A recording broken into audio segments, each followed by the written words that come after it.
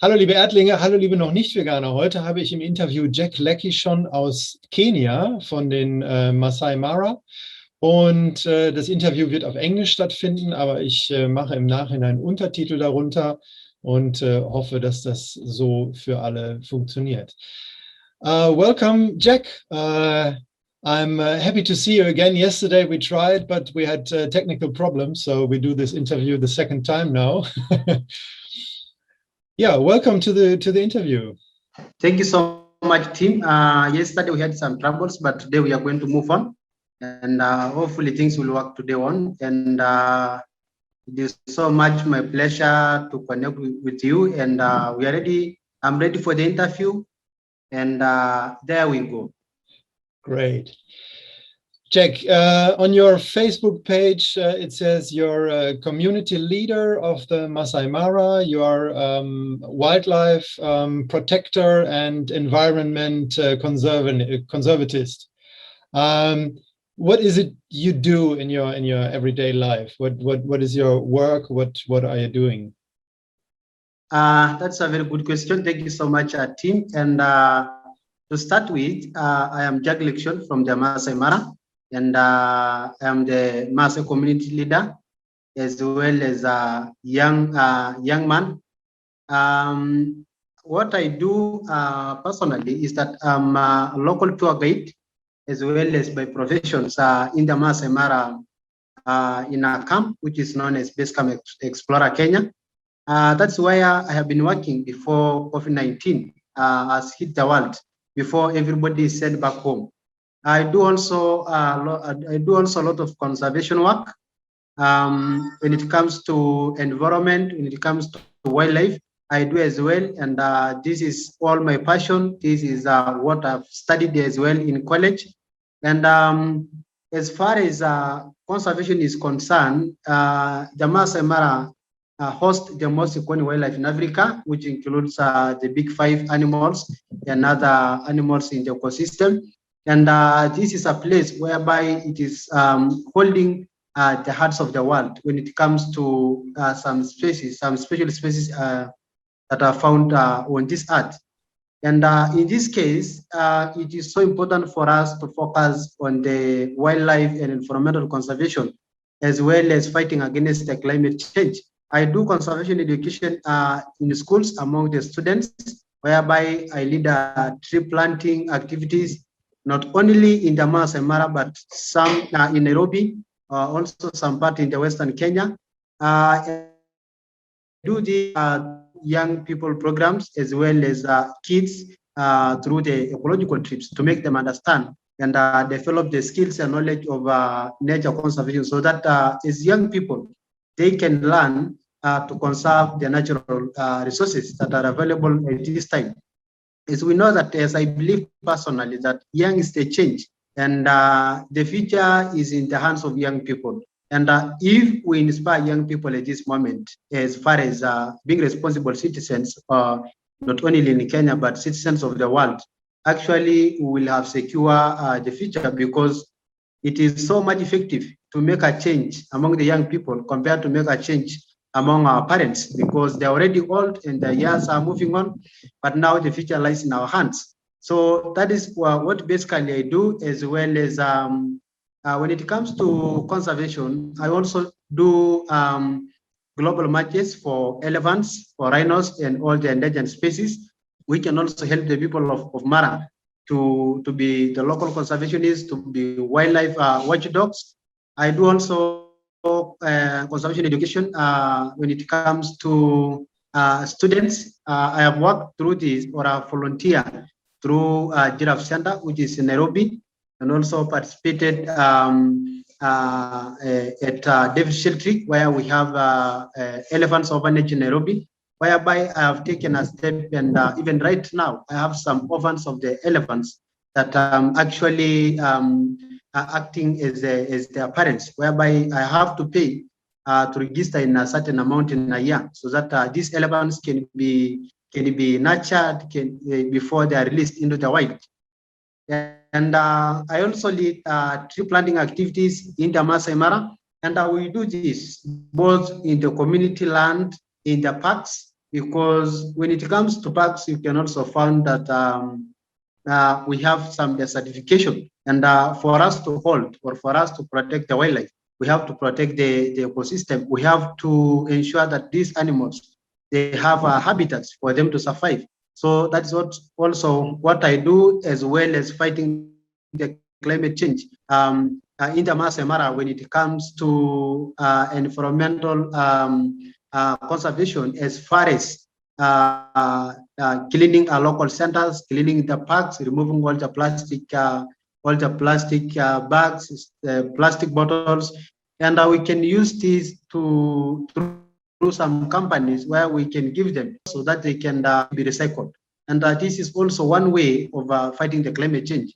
So basically, that's what I'm doing currently, and I'm so much inspired to work to inspire the young people. You just mentioned you have orphan elephants to take care of. What happened to the parents? Were they killed by poachers? Thank you for that question. When it comes to elephants orphanage, this is a non-profit organization whereby they take care of the orphan elephants when they are found lonely, when they are still young, or when they are found injured by the poachers, when they are found injured or getting sick through natural disasters. So they will be able to take them to the orphanage. They take care of them when they healed, or when they are very much okay. Now they can release back to the wild, and this normally being done through the Def Shelter in Nairobi. And most of these orphans are transported to Safo East and Safo West National Parks in Kenya on the sides of the coast. Yeah, and you mentioned the pandemic. COVID-19 hit us all worldwide in March last year. What happened to your community, to your people? I saw on your Facebook page that you do a lot of food relief campaigning. What's the situation? What I can say is that the Maasai Mara people of Kenya depends on the tourism industry as a source of jobs that is actually leads them to a source of income on the rate of 100%. We have special categories, if I can put in this case. We have the people in the lodges, in the camps, which are employed as waiters, as local tour guides, as receptionists. But now, when this happens, everybody packed their bags, and everybody has just went back home and just sit aimlessly. And when it comes to the local tour guides, in the Maasai Mara, most of the young people, they have land cruisers whereby they take the guests around the national parks and the Maasai Mara conservancies. But now, since there is no tourists, everybody has parked their cars back at home. This means that the source of income has been completely cut off. When it comes to the Maasai local ladies or the Maasai women, normally the tourists pay a visit to the villages, whereby these ladies can sell their ornaments, they can sell their bangles, they can sell their necklaces, and a source of income for their basic needs, housing, school fees for their kids. And this has also been cut off because there is no tourists which are visiting the villages. We also have people who have been employed as game rangers in the Maasai Mara National Reserve and also in the Mara conservancies. But the number that have been working in those conservancies and in those in the Maasai Mara National Reserve have been actually reduced in number. The reason being, everybody is affected. All the departments of tourism has been affected, including the parks, including the conservancies, and therefore they have to reduce their number so that they can maintain their target, or they can be able to pay those who they can be able to accommodate at work. So if you try to see now, everybody has been affected when it comes to the young people, when it comes to the local women, when it comes to the rangers.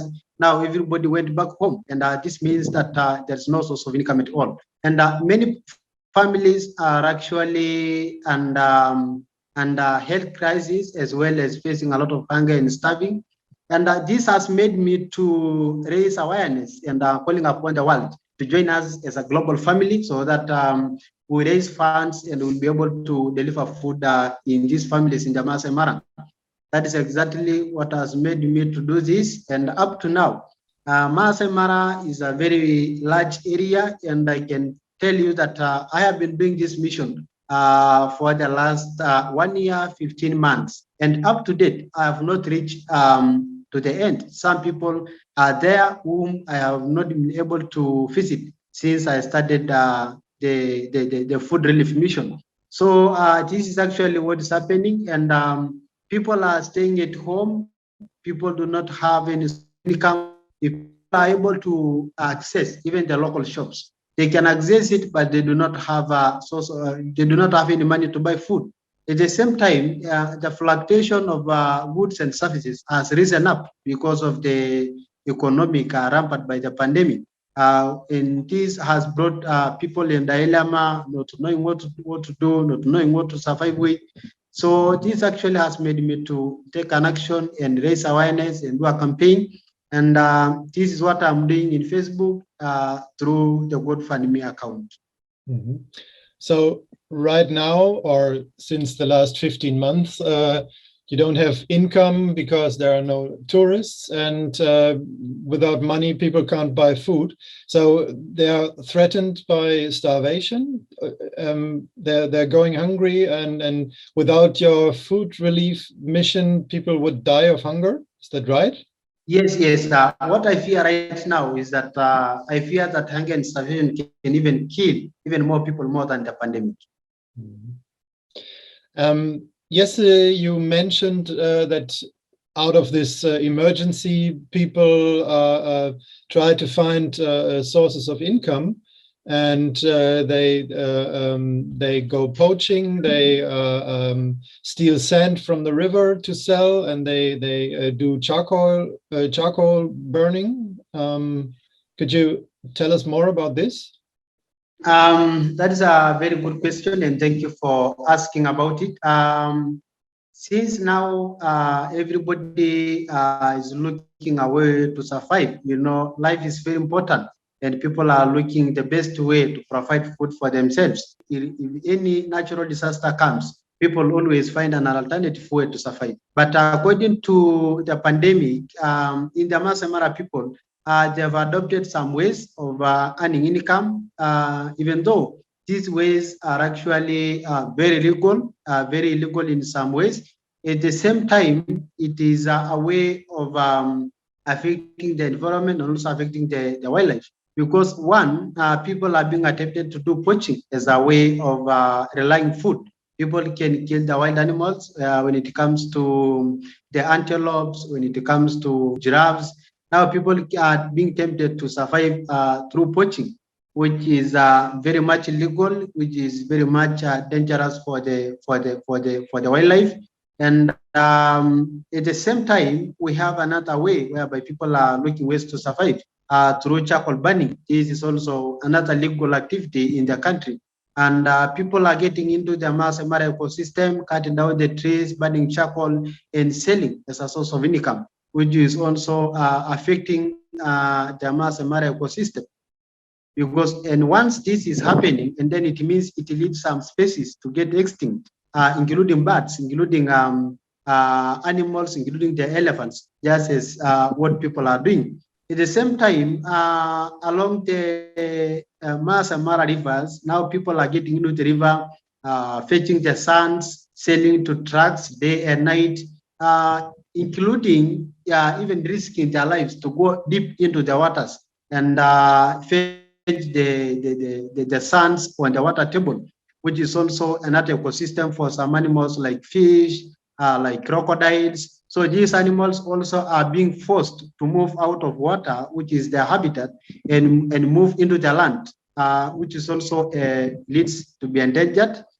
Maasai Mara, as I just discussed, that there is dangerous animals. We have the buffaloes, we have the elephants, we have the lions, we have cheetahs, and these animals are along these rivers. So what people are doing is that they have first to clear the forest. They have to clear the vegetation around the rivers so that they can create space so that they can ensure that no animals is hiding that can endanger their lives. So you can see there is that conjunction whereby the natural resources are being exhausted, which is eventually lead to the extinction of so many species in the Mara. So I can see that the future for wildlife is in danger, and I can see also that we will be able to face a lot of climate change crisis because of what is happening on the ground. So the pandemic is directly, of course, threatening the health of the people, but indirectly it threatens the food supplies, it threatens income situation, and it threatens wildlife and environment, because people are trying to survive. People need to find ways to survive, and this goes on the costs of environment and wildlife. So by helping people to fight the hunger by supplying food, you're indirectly helping wildlife and environment. Could we say this like that? Yes, sure. Mm-hmm. You told me yesterday that you got in contact with two NGOs who already helped a little bit. That was $1 Million Vegan, and the other was from the US. 500 acts of kindness. 500 acts of kindness. Could they do much, or yes. Was it? Could you explain what they could help until now? Yes, when it comes to food relief campaign, much of the funds has been coming through GoFundMe campaign.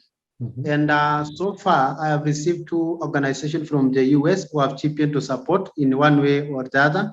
And they have actually support during the time they have chipped in, because last year, around August, we received support from the 500 acts of candidates, whereby we received approximately 2,500 meals from them, mm-hmm. Which was very important for us, and it has helped us to move a little bit.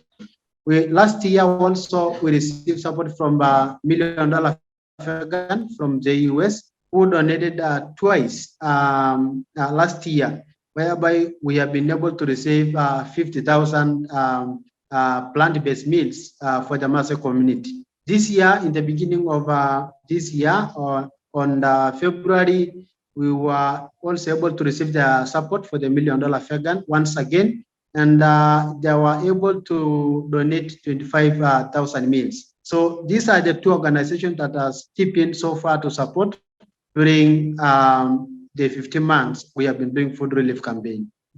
Mm-hmm. So I guess the help from those two organizations is not nearly enough. So I want to encourage people from Germany who are watching this interview right now to help and donate a little bit of money, because they can not only help people getting food, but they can help protecting the environment and the wildlife indirectly. So this pandemic is a real crisis, and it's a shame we don't get to hear it from our media. In our news, that people are talking about when can we go back to the hairdresser, or when can we go back to the cinema, but nobody is talking about the tragedies happening all over the world. And I'm very happy to share with our people in Germany your story right now. Yesterday, you told me that you try to educate people in your community to go vegan. Why is it that you find that so important? Could you explain to our viewers why going vegan is so important? So thank you so much, Tim, for the same question. And I would like to say that going vegan is very important. As well as when it comes to prevention of the future pandemics, as we know that COVID-19 has actually made us awake, and we need to stand and say what is the solution so that such a case or such pandemics do not appear or arise in the coming future. What I'm campaigning for the Maasai Mara people to go vegan, simply because the Maasai Mara people, they depend on their livestock. And as I said yesterday, this Maasai Mara community, they do livestock keeping, they keep sheep, goats, and cows at homes.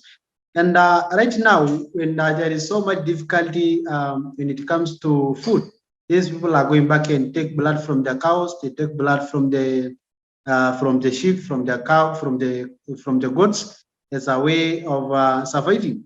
And this is kind of so much critical when it comes to healthy conditions, because meat, especially in taking bloods, actually is a source of so many diseases. Going vegan will actually help us to protect wildlife.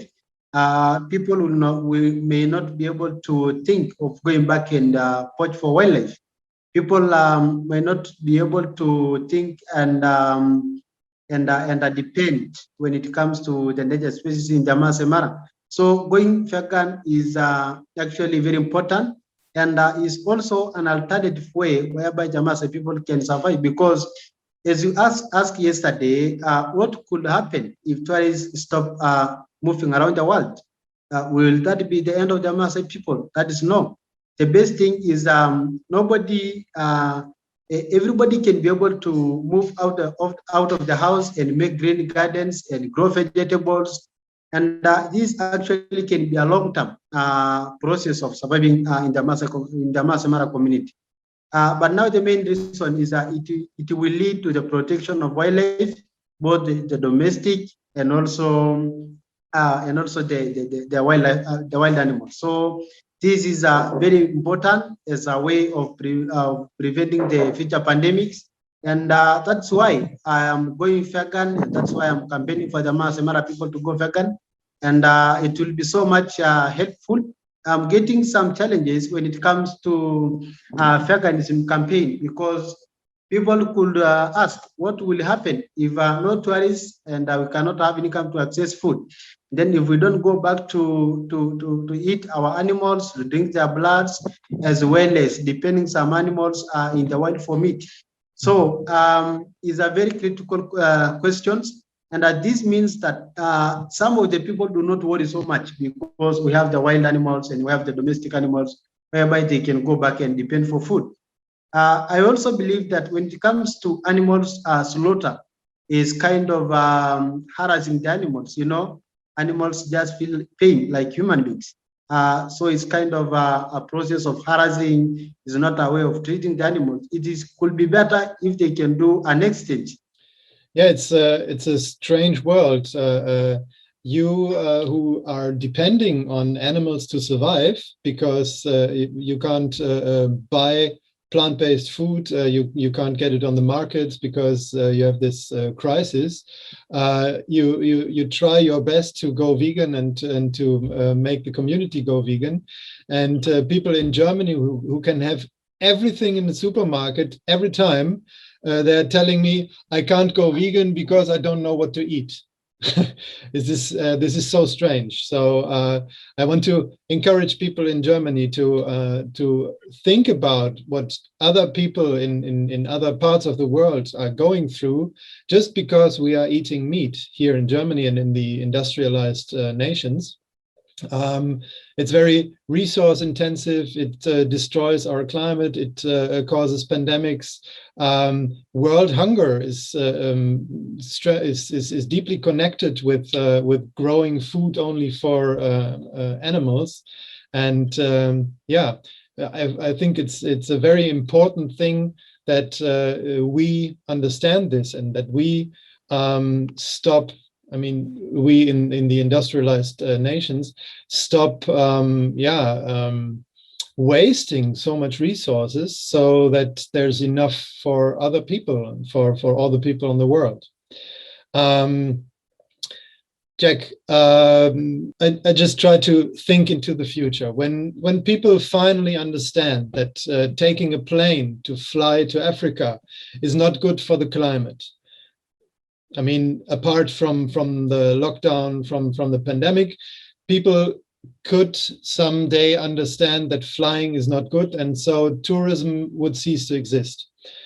People couldn't come, couldn't bring money, couldn't be tourists in Africa. So you would have no income. And on the other hand, it would be better because it slows down climate change. We yesterday talked about what could be a solution for the future of Kenya if there's no tourism. Do you have any ideas what could be done? Yes, sure. Thank you for the same question.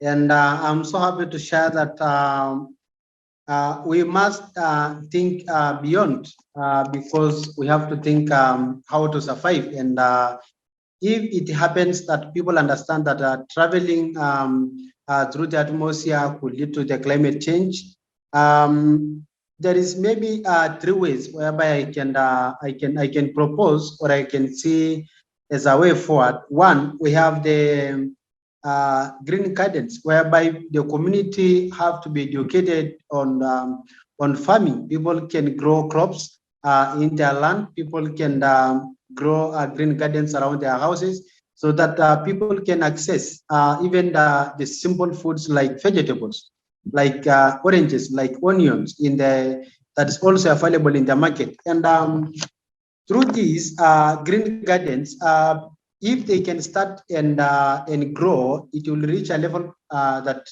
they can be good farmers, because you're always learning how to expand or how to grow.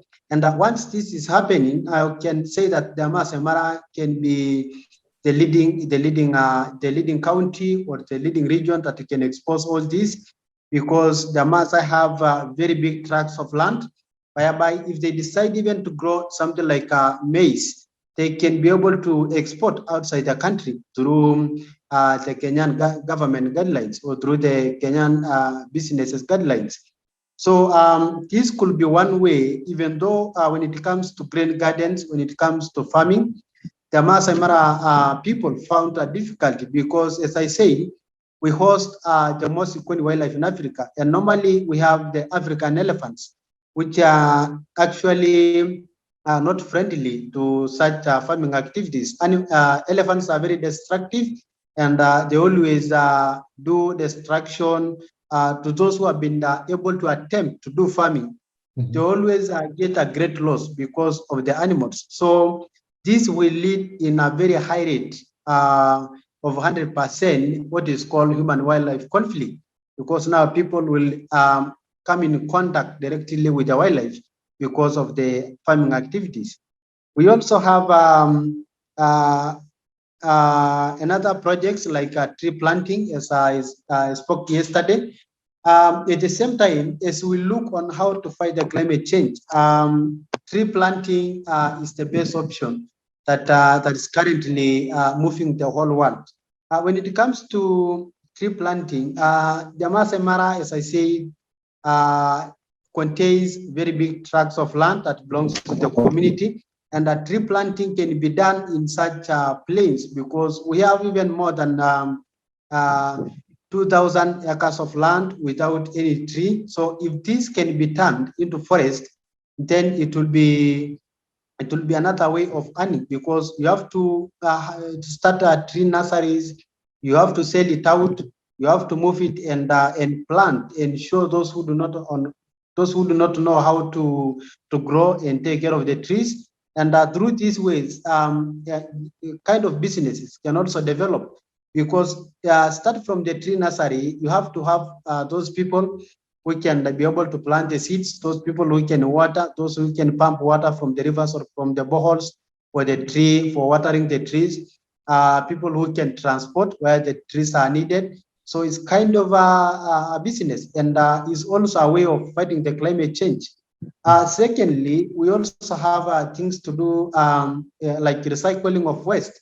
We have the plastics. We have, as we do, for example, clean up in national parks, in the Mara conservancies, in the local centers. All this waste, most of them can be recycled, and this can be a source of jobs for many people in the Mara. When we do a local center cleanup, and then what we get like plastic bags, and then in the communities itself, they do not recycle themselves. They have to sell it, and they have to be transported to Nairobi for recycling. It's the same idea of recycling can also come on the ground. You need to transport to the Nairobi, then they can also develop or they can buy such machines, and they can do it locally. So those are some of the ways that people can actually have as an alternative way of surviving when it comes to the question you have just asked. Mm-hmm. Of course, the money to pay people for growing trees and for seeding them and watering them, pumping water, must come from somewhere. And yesterday we thought about what would be if the industrialized nations who emit tons of CO2 would pay fees for emitting greenhouse gases, and those fees would be given to people who grow trees, who grow CO2 sinks, carbon sinks, because when you take out carbon of the air, that's the contrary of emitting carbon. So money should be diverted in this direction, I think. A future world could function if greenhouse gases were some kind of currency. So when you emit, you have to pay, and when you sink carbon out of the air, you could receive money. That would be a solution if there's no more tourism. Yes, maybe in addition, I can just say that if tree planting campaign can be done in the Maasai Mara, such that the big tracts of land that are plain can get greening. The global family can also be able to chip in, because if you campaign, or if you campaign even through online, like through Facebook, through the internet, someone from the Germany can also donate and plant 2 trees, and the trees can be planted on behalf of that person who is in another world.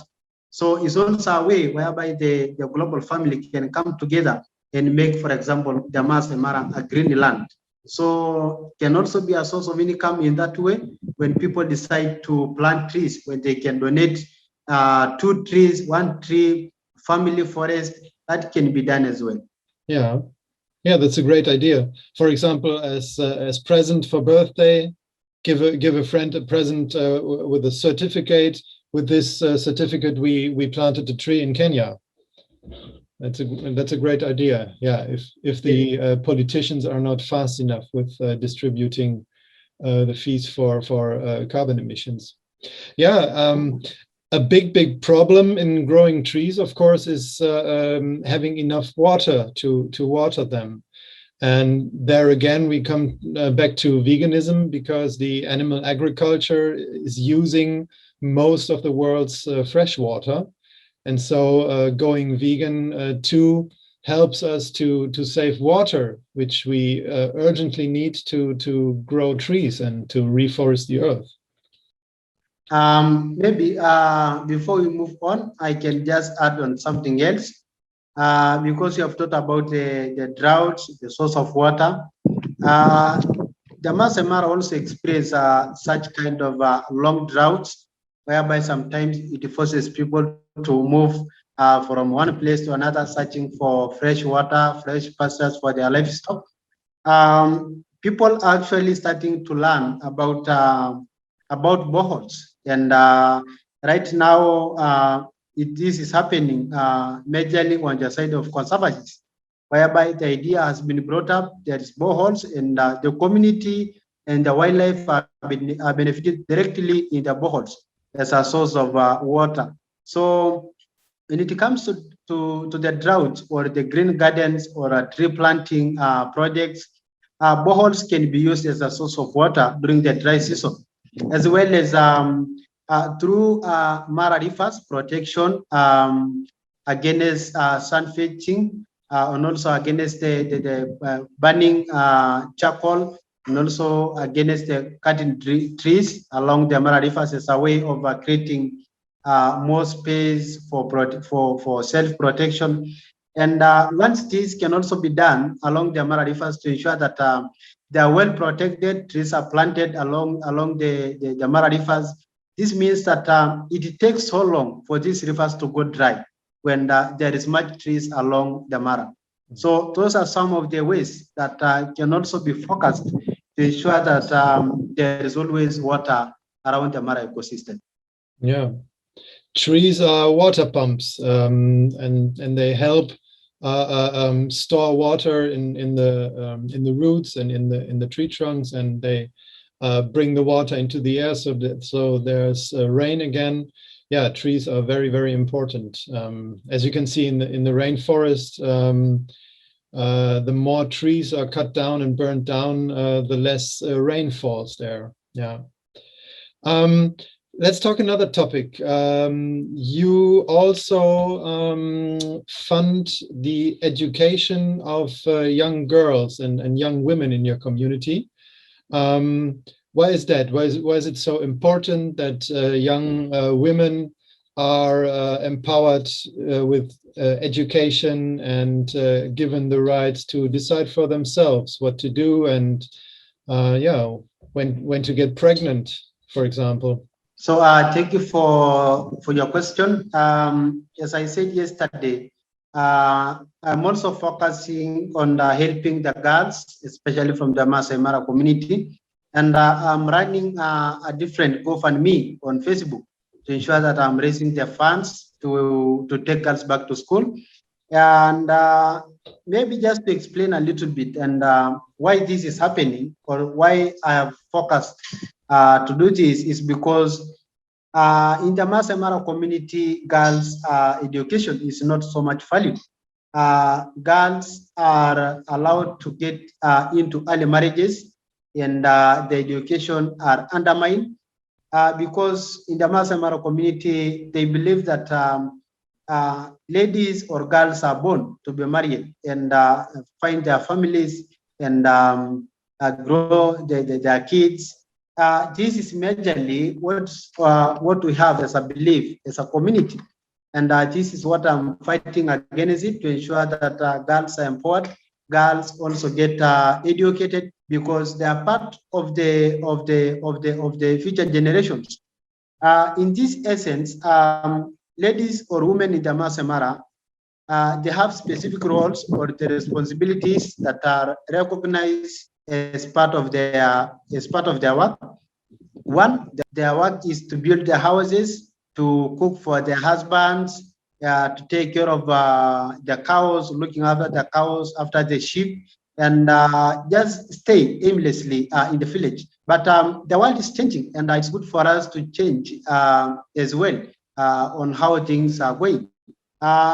We must see a difference. As I said yesterday, I'm focusing to empower the young people through conservation education, knowledge and skills of conservation, importance of conserving the natural resources, and even through the food relief. If I can just a little bit mention about it, the team that I'm working with is the young people. I'm not working, even though I have the village elders who help to make the decision, who make sure that there is equal distribution of food to the families that are most in need. But those who are doing the services, those who are delivering, those who are distributing are the young people. Why? Because I would like to make them grow, to let them know that we are the pillars of the community. We are the pillars of the future generations. And therefore, we have to stand as young people to make a change, to empower ourselves, to empower our community, and also the nation and the world at large.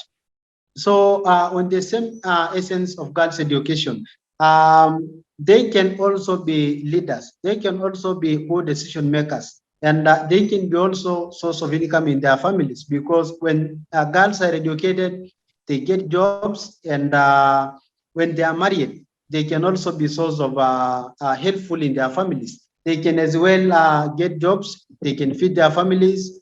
Despite or in addition, in the family roles, together with their husbands. Now it will be a double portion on the table when both teams work together, when both teams are getting jobs.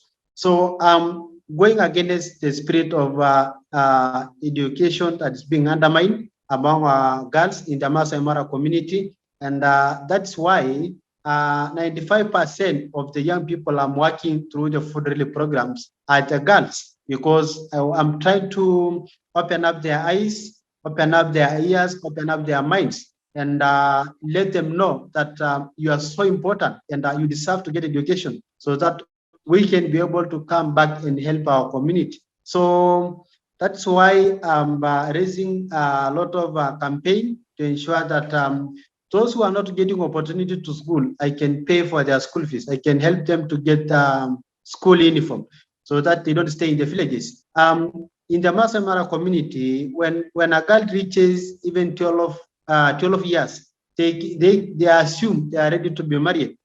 So you can see that that is not a wife and that is not a child. Of course, that person has been damned when it comes to thinking, when it comes to being focused, their goals get distracted in life. So that has actually made me to rise up and ensure that I'm fighting for their rights, I'm fighting for their freedoms, and especially through the education. Mm-hmm. Maybe if I can just add in additional, is that most of the girls in our community, they go through female genital mutilation, which is against the girls' right. So I'm also raising awareness that this should not be the case because it's a way of harassing young ladies. And once a lady is circumcised, and then the next step, they have to get married, of course, which is very wrong. And that's why I'm ensuring that those who are not even getting parental support to go to school, they have to go to school. And because when you try to see if we have some girls who are willing to study, who are willing to go to school, but they are not getting support from their parents because they want them to get early married, then these always girls are running seeking for help. And I'm so much glad that I am here and I'm raising awareness even through the global family so that we can come together and change our community as well through girl child education. So that is what I can say when it comes to girl child education through empowerment. This is great work you're doing. Can you tell our viewers again how much money do you need, for example, for a sponsorship for one girl for a year to send her to school for the school fees? How much is this? So thank you for your questions, and I think I've not made it a very clear clarification yesterday. Yes, as I said yesterday, so far I have 55 girls on board whom I'm helping them through the education. And out of the 55, 15 girls have already received fully sponsorship through a kind donor whom I met through Facebook. And 40 girls right now are the number that I'm raising funds through the GoFundMe to ensure that meeting their needs. And this goes at part-time because according to Kenya education calendar, we have 3 terms in a year.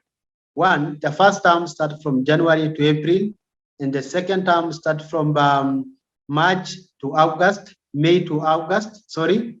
And then that term, which is the end of the year, starts from September to November.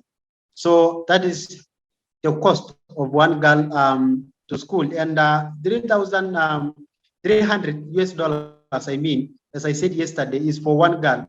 But this means for a girl which is in secondary level. $300 for a girl who is in secondary level, and those who are in primary level is $180. Okay, but you need this money 3 times a year. Yes, 3 times a year. Okay, but of course, every euro our viewers would donate to the GoFundMe campaign would be pooled, and so in yeah, in addition of all the donations, you can pay the school fees. So, but if someone would like to sponsor one person, two persons, three persons, yeah, this is the amount of money we need. So 180 euros 3 times a year for a girl in primary class, and 300, no, not euros, but US dollars, 3 times a year for a girl in the 2nd grade, right? Yes, in the 1st grade, which is primary level, yeah, $180 US, and those who are in secondary 2nd level is $300 US. Okay. Yes. And let's talk about the GoFundMe campaign for the food relief again.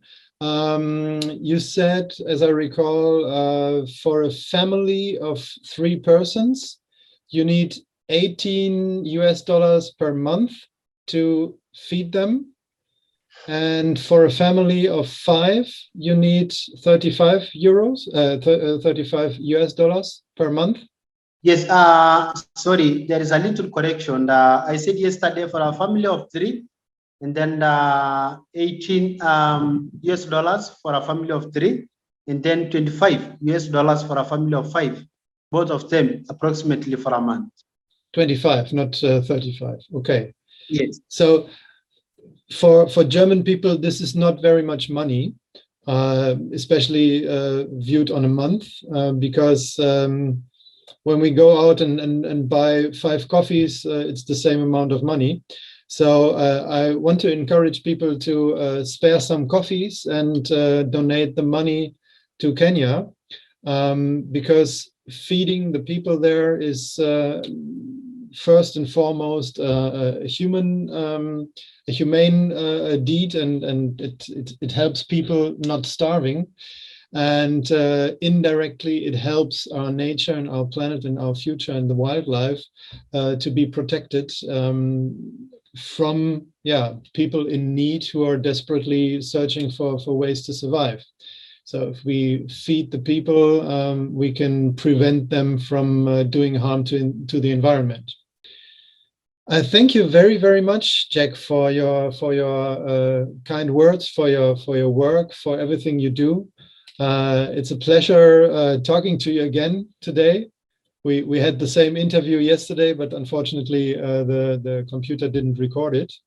Thank you very much. I hope that many viewers are encouraged to donate some money and to see which great things you're doing.